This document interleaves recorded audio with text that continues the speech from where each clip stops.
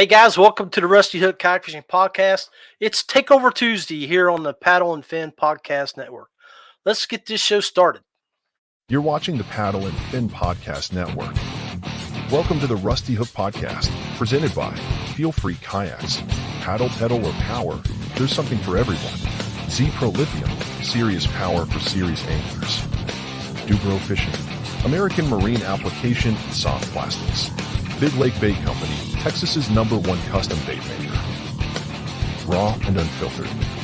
Streaming on Twitch, YouTube, Facebook, and Twitter. Bringing you gear reviews and candid interviews from the industry's best. Angler profiles, tournament news, and legendary knowledge from kayak fishing's best. Grab that cold drink and get settled in. Now here's John Rapp, our host. All right, guys, welcome to the Rusty Hook Kayak Fishing Podcast. Tuesday, middle of April. Hope you guys surviving all those extreme thunderstorms out there today. I know we had hail here in Nicholas County and in Fayette County today. But, hey, are you seeing those bad boys behind me? Have you guys got signed up for the Paddle and Fin Podcast tournament on Delhalla? It's less than 2 weeks away. And we've got this first place check we plan on giving away along with this $100 off check to ZPRO Lithium. And, of course, that big bass check over there. We've got 2 of those we're going to give away. And I can tell you right now, the minimum that's going to be on that white box right there is going to be at least $1,700. Last check, we got $1,750 each day for the big bass pot. And that's before you register. Each person that registers adds $10 to that pot. So make sure you go over to Tourney X, check the Paddle and Fin page. I made some posts with the checks earlier today with the link to the Delhalla tournament. Would love to have you guys show up. So tonight's episode, I'm pleased to bring back on a couple of folks that are regulars on this show. They've been on the show several times. Hell, I got Buddy, he's does a lot of my profiles that I throw up. I've got his videos. It's been up here for a year and a half where he talks about his favorite type of fishing. And then we got Michael Ridenour, a couple West Virginia boys who made the trip to Texas last week and done quite well. So I'm going to bring these fellas on and we're going to do a little talking about what they did in Texas to succeed at Bass Nation. What do you say, fellas? What's up, John? How are you, John? Good. So, glad to have you with me again here. Both of you guys have been on the Rusty Hook over the last 4 years on several occasions. Got Michael even sporting a really cool custom Rusty Hook hat that he ordered from our folks here in Braxton County that make those hats. I mean, it's really sweet. They're patches. It's Woodyard Creations in Braxton County. I mean, they rock it. So if you're looking for some really cool hats, man, and they can make anything you want. If you got a logo for something that you love, one yeah, down at the expo for me too. So that 304 hat that you see me wearing a lot the past few months. I mean, I got them from at the Morgantown when we were up there, Michael. I got that up there. So hey, they put that on the back of one of these. Guys, you guys killed it, man. I mean, y'all smashed them. Y'all went to Texas and done some work. I want to hear from you guys. Michael, we'll kick it off with you. Tell me a little bit about your trip and where you stayed at. Tell us a little bit also about you, your socials, and things like that. So if people want to track you down and follow you, they can. So. Yeah, on Instagram, it's YakFish365. That is also going to be the YouTube channel. I've already got that up. I just got a bunch of footage I've got to go through. And I also have a Facebook now under the YakFish365, and that's Instagram, or Michael Ridenour on Facebook as well. Cool. So you went down to Possum Kingdom. I know both of you, when I reached out to both of you, you were both going at different times. So you stayed with, who was your partner that you stayed with while you were down there? Anthony Fitzgerald and I traveled together, and we stayed there in Bradford, Texas, just 2 miles from the Chamber of Commerce where the event center was going to be. It was lakefront. Uh, awesome little cottages. There were several kayakers and some others there right there around us. Cool, cool, cool. Hey, buddy. So let's talk to you here, man. Let everybody know who you are, your socials, where they can find you on the book, and we'll go from there. Buddy Vance, I got a Facebook page and then got an Instagram page. No YouTube page yet. That's where you can find me. So is it Buddy Vance, or is it Buddy Dot Vance, or is it BV, or is it the Springtime Killer, or what do we go by? Bedtime fisherman. That I like that would be legit. What's Brandy saying? you're at WVU Bud on Instagram. WVU Bud. Oh, cool. WVU Bud on Instagram. Cool. She's my Hey, so, she keeps me straight. ain't that the truth? We won't go into the fact of the technical difficulties that we were beginning at the show. And boy, hey, why's your face turning red, Bud? Hey, I lean on her. I depend on her now. She's on the Geek Squad, I'm telling you. So we got Miner Smith saying you can't wait until topwater action kicks in when the bluegills get on bed. That should be some good time. Around over here in this part of the country, Miner, that's our June time bite. Late May, early June. So We still got a little buddy. bit. Yeah. Hey, man. So your trip to Texas, did you go with anybody from our area, or how did you manage your trip? Me and Philip Backus rode together, and we followed. Well, he went along with us in a different vehicle with Mark Edwards. Okay. And us three stayed together on the other side of the lake over on Bass Hollow. Speaking of Mark Edwards, we say our good friend there just said hello. So, well, hey, so okay, you boys, y'all went down there and you smashed some fish, but the weather didn't cooperate. The weather didn't cooperate with you guys. I wouldn't say we smashed anything. No. It was tough, wasn't it? Yeah. And it was tough for everyone, John. I mean, at first we thought we just done that bad, but to come find out everybody struggled. You just couldn't find fish. And I ended up running into them pre-fishing. Buddy actually walked down to the water. And I was in that little pocket. He walked down to check it out. They stopped.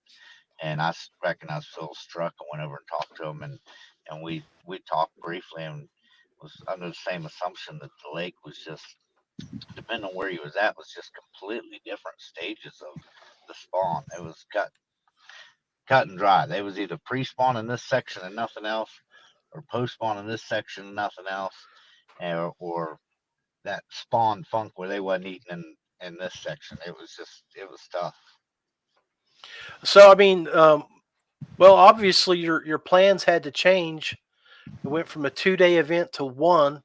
Well, how much pre-fishing did you get in, buddy? How about you? I got 2 days. Let's see. Well, 3 days of pre-fishing. The first 2 days were brutal. We tried the side of the lake that we stayed on. Probably average 7 to 8 fish a day, and I mean it was tough. Never could find any bedded fish. We made a move on Friday, and that's when I seen Michael, and I found some bed fish, and I knew what I was going to do. I was locked on. No matter how many people was going to be in that cove, I was going to be. Anybody that knows you in our part of the wood knows if there's a bedfish, it's going to be, your name's going to be wrote on it. Oh, yeah, I got excited. I mean, I lit up. At the first bank I hit, I seen one on the bed, and then I didn't go 20 foot and seen another one. I thought, uh-oh, this is where I'm going. So, Michael, what about you? I got 2 days in, 2 full days, and we hit the very upper end of the lake in the mud water. I actually thought that would keep them from seeing us. The water's pretty clear. We drove around and just looked at docks, and the water colored every single ramp the first day, so we didn't fish at all. But we got 2 full days of pre-fishing in. So And when that you where got Buddy's talking about, I think that's where if he fished where we were at, there was some nice ones laying on bed, but there was so many bass boats and other kayakers in there. I was like, man, I know everybody's seen these things. well, while you They're guys 3 foot of water, crystal clear. while y'all were practicing, what did you do to eliminate water or eliminate techniques so you could sort of dial them in? Day one in the muddy water, I just covered lots of water. It was really hitting shallow water and any shallow water structure. There's a lot of timber in that lake and laydowns along the bank and boulders. There's plenty of structure and objects that look really fishy. But with the watercolor being about the color of elk fork, I really just covered. I drained 2 torpedo batteries, mostly due to the wind, but couldn't put a pattern together. There was no consistency to the bite whatsoever. Caught 7 fish day one, and day two when I seen Buddy, I only caught one. Some of that was because I wasn't going to sore lip him just before the tournament. I seen him, was like, I'll leave you alone and just keep looking.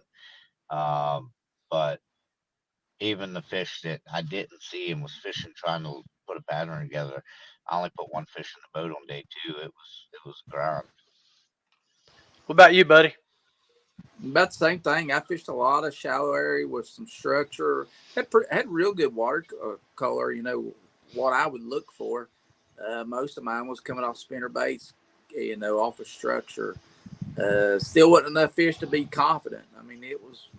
You might get a bite once an hour at tops, and even tried some points. You know, where fish should be staging if they was coming in, and a lot of them. You know what I'd heard from other anglers that.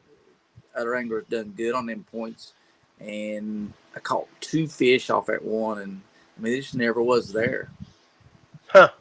Well, buddy, I gotta ask you because I mean I know fishing with you as much as I've done over the past 10 years. That you've really you got me hooked on hummingbird. Now I got 2 hummingbirds in day before yesterday.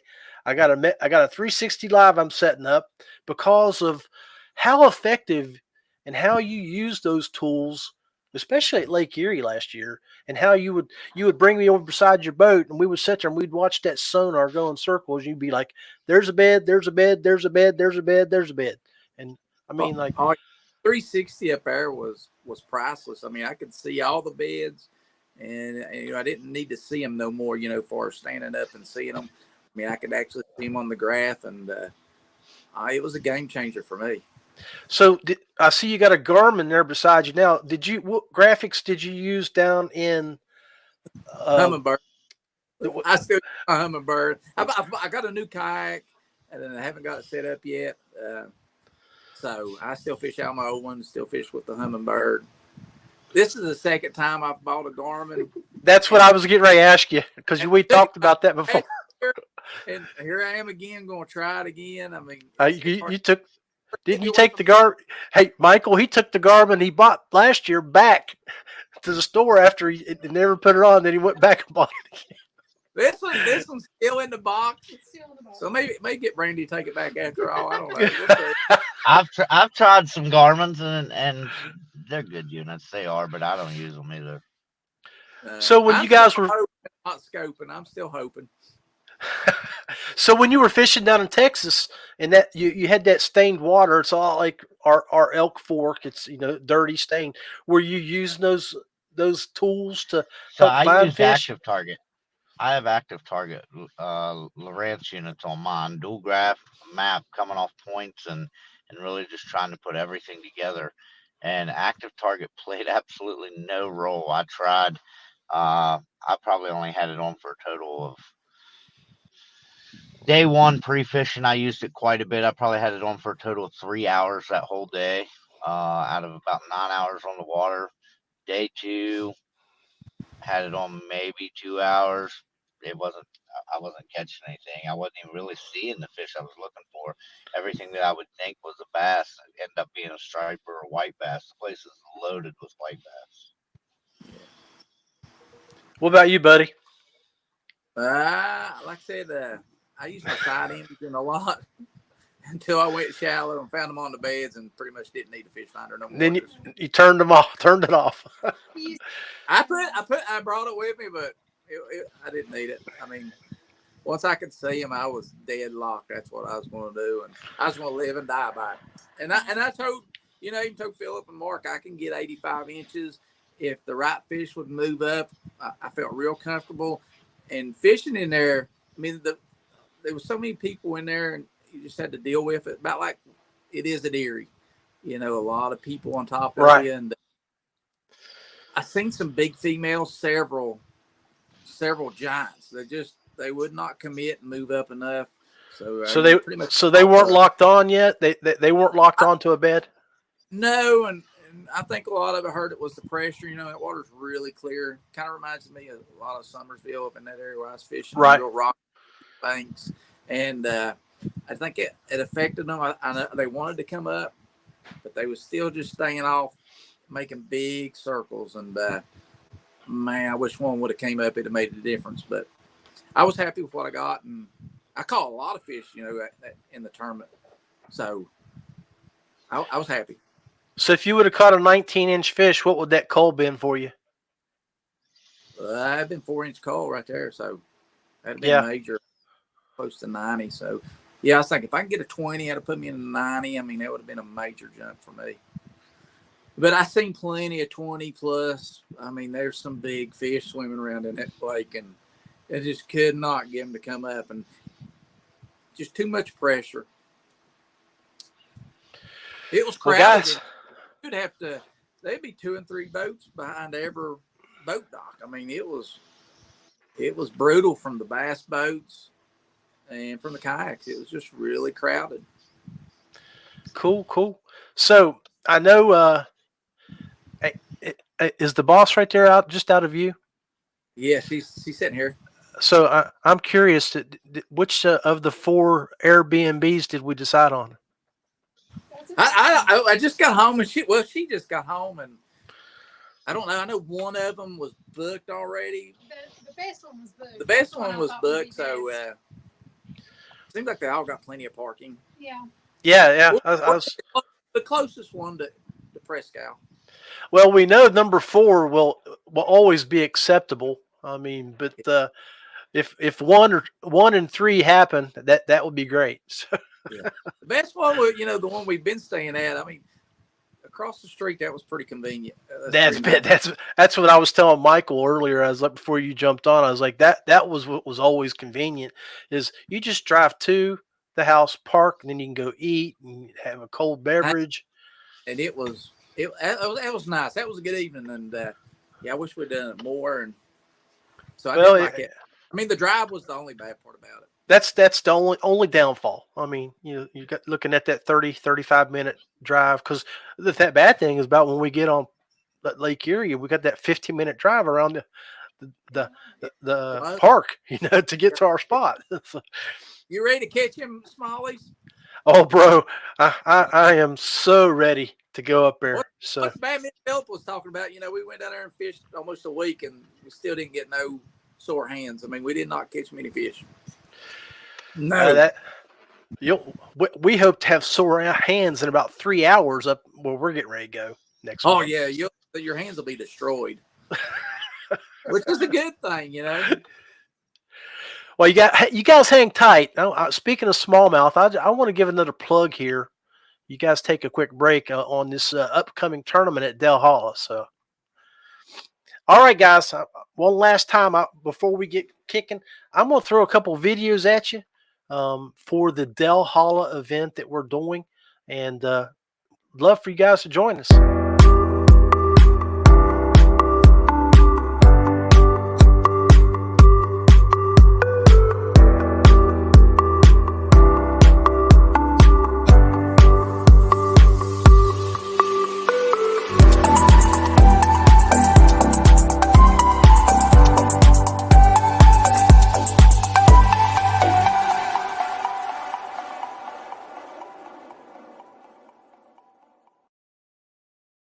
So you look here in the background behind me here, I've got the check that will go with that winner's check, $100 gift certificate, $100 off at ZPRO Lithium for battery purchase, and that big first place check right there in the middle.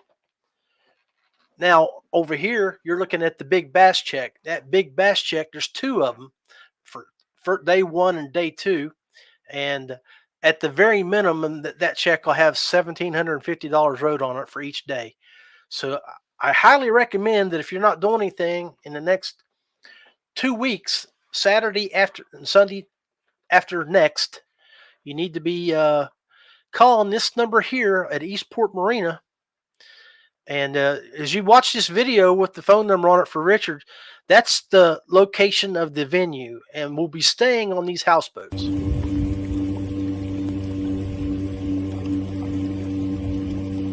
So right there in the middle, you can see the building there. It's the marina. That's where we'll have our awards ceremony, dinners, and everything.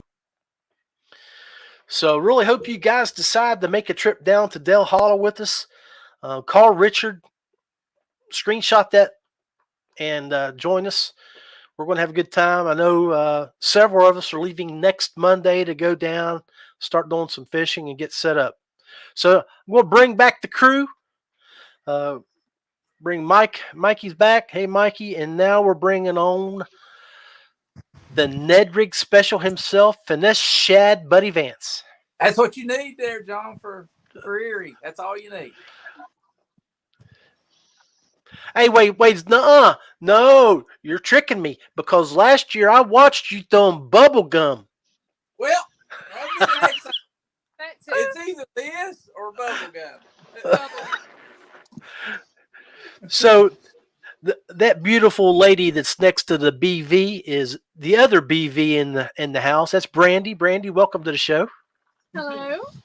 And gentlemen out there, if you're watching, Brandy can catch some fish as well. She's a hammer. There it is. Yeah. So we got Rick Garavalia jumping in. Ask Jerry Spradling about how sore my thumb was at Gunnersville. You know we're going to Gunnersville next month. Yes. And then we got U.S. Kayak Magazine editor, chief, boss, and contributor Roy Widgeon jumping on saying hello. Hello, Roy. Hope all is well with you. So, yeah, Gunnersville. You're going to go down there and hit that tournament too? Yeah, we're hoping Topwater bite in with Michael. That's right. Yeah. I'm a power fisherman at heart. If I got a finesse, I will, but I don't like to. No. I thought Buddy was going to have a panic attack right there thinking about finesse fishing. Yeah. No, I'd rather power fish any day. Brandy knows that. So I guess with the conditions that y'all are fishing over at Possum Kingdom, was you both throwing a lot of spinner baits when you weren't bed fishing? I always throw a lot of spinner baits, John. That's my go-to. Or jerk bait.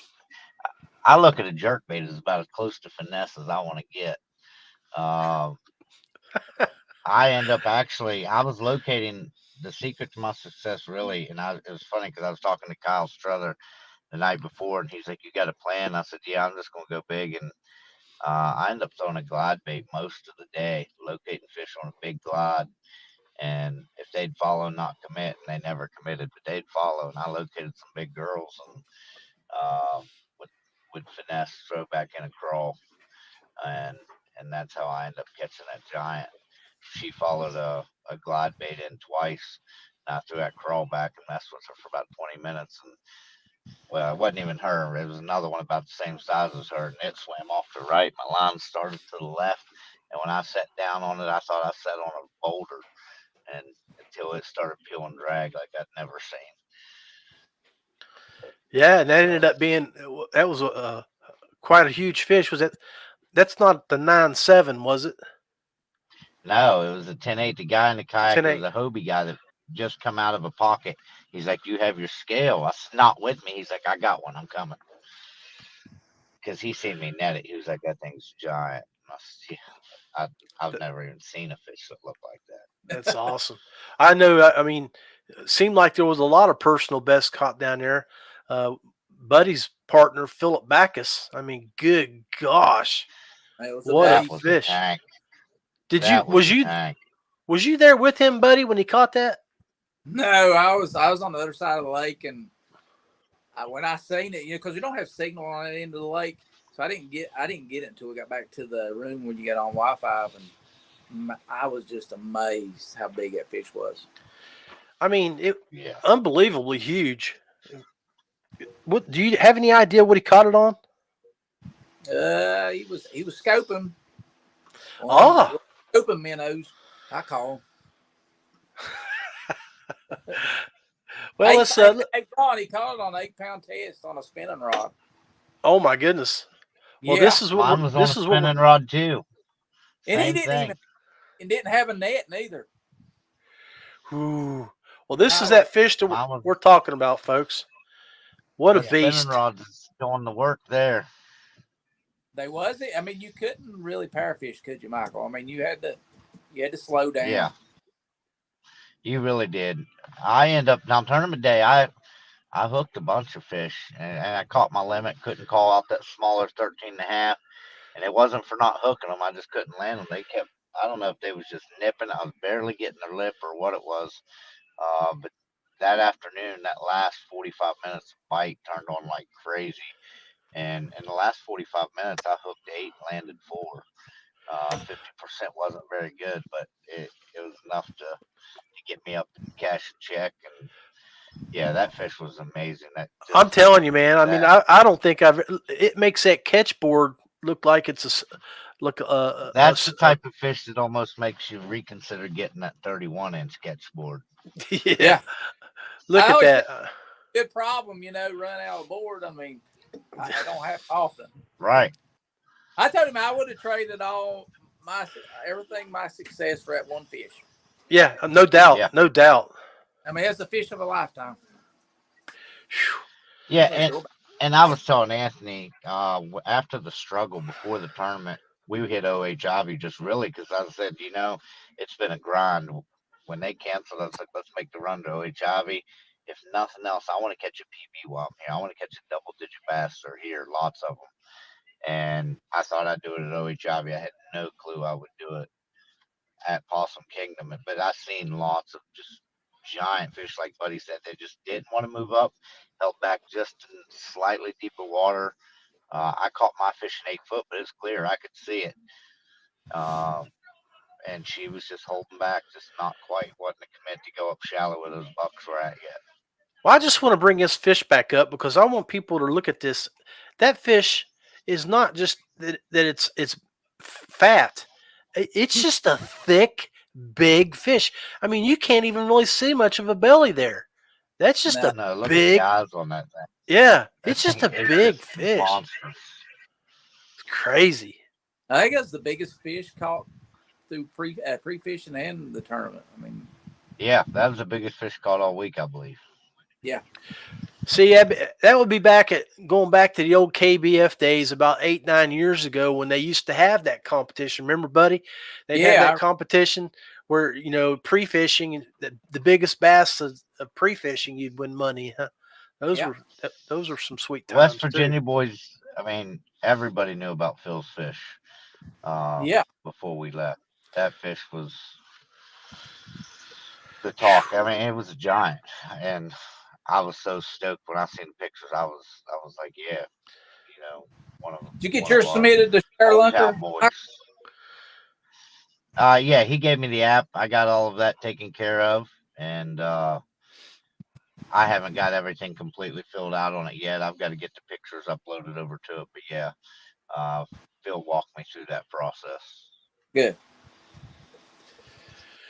So Michael was talking earlier, buddy. He said that last year he had 12 citations. And I was just thinking a little bit before that. I bet you probably had 12 citations in 4 days up at Erie. Yeah, easily. I mean, what 19's a citation up there. That's what I was thinking.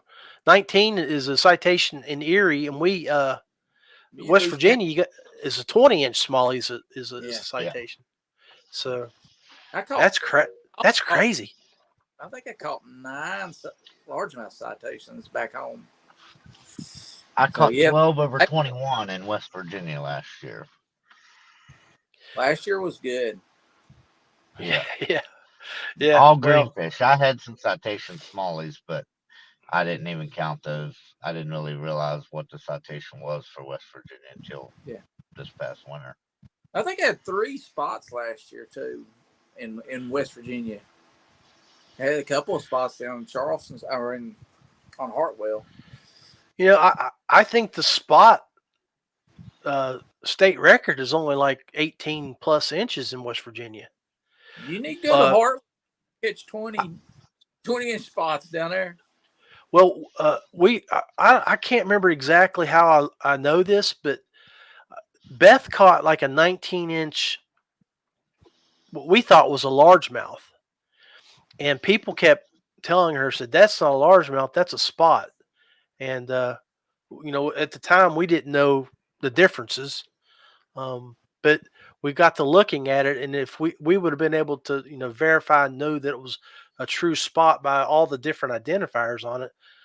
I think it was been a citation fish or state record for at the time, because it was almost like a 20-inch fish. Yeah, it was a beast. That's a good one. That's a good one. All right, guys, we're halfway through the first segment of the show. Stand by for a second. Let's kick off a little love to the companies who show me a little love. Feelfree Kayaks. Paddle, pedal, or power. Something for everyone. DuBro Fishing. Marine products for fresh or saltwater adventures. ZPRO Lithium. Serious power for serious anglers. Big Lake Bait Company. Texas's #1 custom soft plastics. All right, guys, we're back. Welcome to the second half of the Rusty Hook Kayak Fishing Podcast. I'm joined by Michael and Buddy, a couple local boys here in West Virginia. Hammers is all I can say. They went to Texas. They represented. They came back with cash. And now we're just chit-chatting about techniques and all things kayak fishing. So, Michael, what next event are you planning to hit? I'm going to try to make Dale Hollow. Definitely going to Gunnersville. I'm going to hit all the Bassmasters this year, every one of them. I'm already Airbnb'd up for all of them. I've already paid everything up, and I decided last year I was just going to go out and do a national trail. This is the first year. It's only my 4th year in kayak fishing, and I've learned a lot on the national. I learned a lot here, but you seem to really learn more on the national level, hitting different lakes and putting different pieces of the puzzle together. I think that was the only way I was going to advance. So, learning, meeting amazing people, and I don't know, it's an addictive lifestyle. The fish is part of it, but just the traveling places that I never thought I'd ever really fish OHIV or Possum Kingdom, and so it's kind of been a dream come true. And to stand next to people, Phil and Buddy and Mark and the guys that we fish with from West Virginia that are known, and I watched Mark Tim, before I ever got Jody, into this. So, and Jody Tim Isaacs Queen, is hell of a year. Tim Isaacs had a hell of a year. Matt, to call those guys friends now is I'm blessed to be able to do this. And there was a little secret sauce at Big Lake. So Chris hooked me up with some of his, we'll call it his juice, his flavors, and I put it in. Yeah, I put it in most of my plastics. And we were talking on the way back, and he was asking which one it was, and I was telling him, and that was part of the juice down there too. But secret's out now, but I wasn't gonna say anything while I was in Texas. Oh, Big Lake Bait Company, Chris Payne, guys. Make sure y'all go look him up. Hey, buddy, what about you, buddy? What do you got planned for the rest of the year? About like Michael, definitely going to fish all the Bassmaster tournaments. Still considering one of the Hobie events. I think it's the Cayuga Lake, because I know they'll be spawning. And I mean, that'd be a dream time too. And me and Phil talked about it. And I like to do it and probably some locals. I don't know how many, but I mean, Brandy will let me do. Oh, get out of here. I'm, She'll get, I'm, the good thing about it though, she'll get to go to the rest of them with me. She hasn't been able to go yet for work, but Yeah. she's taking her time. I told her I'd rather have her go to Gunnersville. It's a special place. The Susky was absolutely amazing. Loved that place, and we're looking forward to the championship at the end of the year. I'm And sure Lucy, Brandy You guys doesn't want need to to go. invite me out to some of those fancy eats that you guys do. Like, yeah, I mean I can't that's what it's look all at your about. page. Hey, Yeah. I can only look at your page after dinner. You know what I mean? Like, it's. Hey, it makes we me already hungry. we start looking at places, researching. I probably research food more than I do fishing. Yeah. Guarantee it. Yeah, they look. Some of those places look absolutely amazing. Yeah. It's all So, about guys, you're going to a Bassmaster event here in the near future and you have recommendations, make sure you send that to wvubud.com. yeah. We want local places too. I mean, we want to try the local food. That's Listen, right. there's a barbecue. There's a barbecue shack, little drive-through barbecue shack in Gunnersville. Lady K's, I think's what it's called. I'll find it. I'll send you the link. Send it to It us. is the best barbecue. I mean, and it's true barbecue. They got the smokers right there, and you guys got to try it. No I'm hole cool. in the wall kind of shack, but it is good. It's okay. That's some of those places are sometimes the best. They spend their money and time on work. She does an amazing job. Cool. Well, I got to tell you, I'm looking forward to my trip next Monday down to Del Holla. I'm going to spend a I'm week gonna do down my best there. to be there. I gotta get to So, your point before you do. no, I'm going to hit my point, and I'm hoping they're on beds because I'm hoping to put that 360 to work. I don't want to put this new Titan X through the places it took to get me back that other Titan back in that little secret honey hole of mine. You need my flogger, John. Oh, yeah, that was his. That's what he was using 2 years ago up there. Yeah. That was Well, you don't need before me. 360 if you got a flogger. That's what. Hey, Hey. you should sit that butt up in the air and the feet hanging out, and that face down in that I thing. can only imagine a flogger on a kayak. Holy cow! He did it. It's doable. It's interesting. He did it. Oh my gosh, That's awesome. I told Philip I classic. should have brought it to Possum Kingdom, and I don't know if I could have done it with all that wind, but I definitely could have seen the ones on the deeper edge. I guarantee you that. That would have been interesting to see. I'd like to see a video of that. You have Yeah. That big one I caught up there at Erie at 21 and a half, I looked right at her and through the flogger and caught her. Yeah, that was Which 2 years you, ago, like, wasn't it? That was flog it yeah. with one hand Yeah. and rod Yeah. it the other. Yeah. That's awesome. Matter of fact, That's awesome. buddy, did you even took a picture of her? Didn't you? I did. I've got a picture Yeah. of her on. You took a picture of her through that flogger. I thought So- you'd be flogging and guiding Brandy of where it's right there. You got it. That was a big fish. I was like, oh, Lord, that's mine. That's a giant. Yeah. I got you. I look forward to that. So, are you guys going to make any trips? Like to anybody going to ICAST this year? God, I'd like to. Well, buddy, with that hat wow. you're wearing, if they go, you can get a pass with that hat right there. Oh, Lord, you hear it, Brandy? When is it? It's in Florida. When is it? Mid to late July, I think. Yeah. I'll be going to see. That's probably right during the Susky. Mhm. The Susky's in July, later July. Yeah. Let's take a look here. Oh no, No. it starts the 15th. It's the week before. Okay, yeah. Beat me to it. The week before. She's good. Yeah, we're going to be doing a road trip with Brian Schiller, Matt Gibson from Indiana. We meet in Tennessee, right there at the Nickajack Lake, right there at Chattanooga. We fish it, shoot content. We go down to Georgia, normally stop at Westbrook Supply and hang out with Fletch and then meet dinner. We'll fish somewhere in Georgia, and then we go the next day down to Tampa, right outside of Tampa. It's Yankee Town, and we do an saltwater. Oh, really? Yeah, we go out. We have a captain. Oh man, Joe, Captain Joe. Anyway, we go out I and we have a fish. redfish tournament this August. My first ever. Nice. From a kayak. Then we do ICAST. We'll do ICAST and we fish our way back.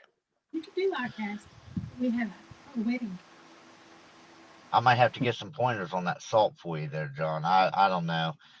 My father-in-law lives down outside of Wilmington, and Nooses is putting on a redfish kayak tournament in August, and I guess he brags a lot about me, so I got an invite from him. So That actually sounds like a lot of fun. From a kayak, so.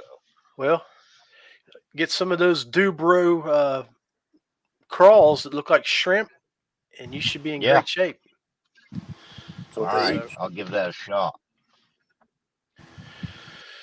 Well, any final thoughts or closing thoughts there, Bud? Give us a recap of your event there on your final day and what you did to put those 5 fish in where you collected a check. It's froze. I lost you a second. What'd you say?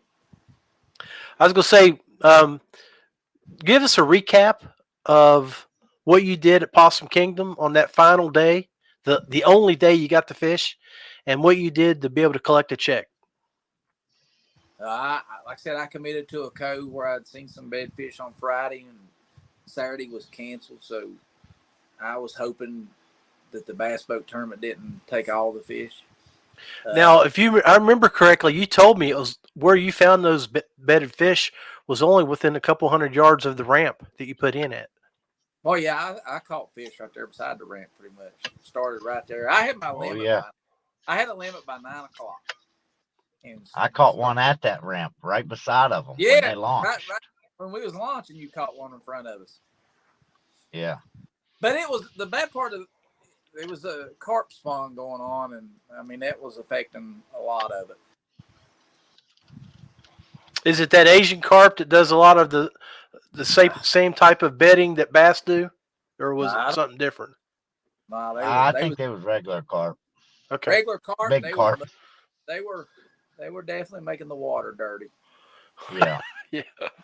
So I got out of there and went on to the docks in that same cove and just got behind them marinas and just went down the banks looking for fish. They were plenty of those ledges. Yeah. So what was your big fish for the tournament? What was your big fish for the tournament? 18.5. 18.5? And you finished 17th. What was your total inches? 84? 84 3/4. Okay. All right, Michael, give us a recap, Big Daddy. Pretty much the same. Once we hit that dock, my big fish was 24. My total was 85 and a half, 85 and 3/4. It was pretty tight. There was a lot of big fish really separating tiebreakers. That separated Buddy from me. It wasn't much, and it was a grind, but it was a blast. I would do it again. The size of the fish I've seen in that place pre-fishing just blows your mind to see how many absolute 24 plus inch fish are in that place. So again, the technique you use to catch those fish? Throwing a big glide, getting follows, and once I get a follow or get them committed, I don't know if that almost got them in a feeding mode.